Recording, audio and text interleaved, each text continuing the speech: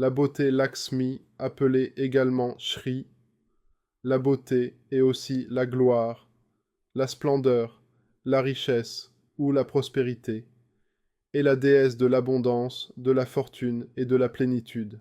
Elle est également associée à la culture du riz et à la nourriture, comme à la santé et au bien-être.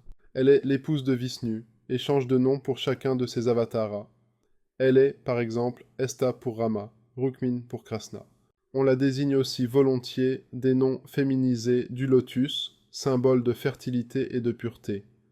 Padma, Padmit, Kamala. Selon les différents textes, elle est née de l'énergie méditative de Prajapati, ou en même temps que Vishnu, ou encore elle est apparue lors du barattage de l'océan de lait, Kurma.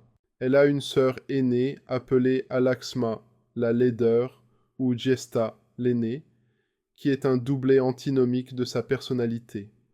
Vieille et laide, elle est redoutable et incarne la mauvaise fortune et la pauvreté.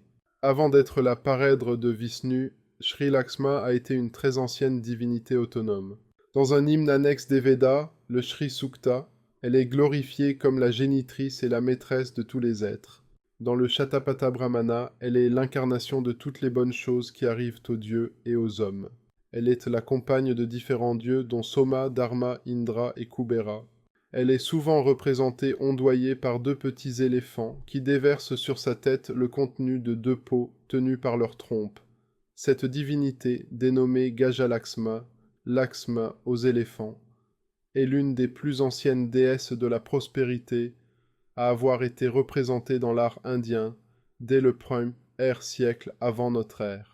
Cette figure associe le symbolisme de la prospérité avec l'image de la consécration royale et de la majesté. Enfin, certains hymnes dévotionnels proclament que toute femme est une incarnation de Lakshmi, présentée comme l'épouse et la mère idéale entièrement dévouée au bien-être de sa famille.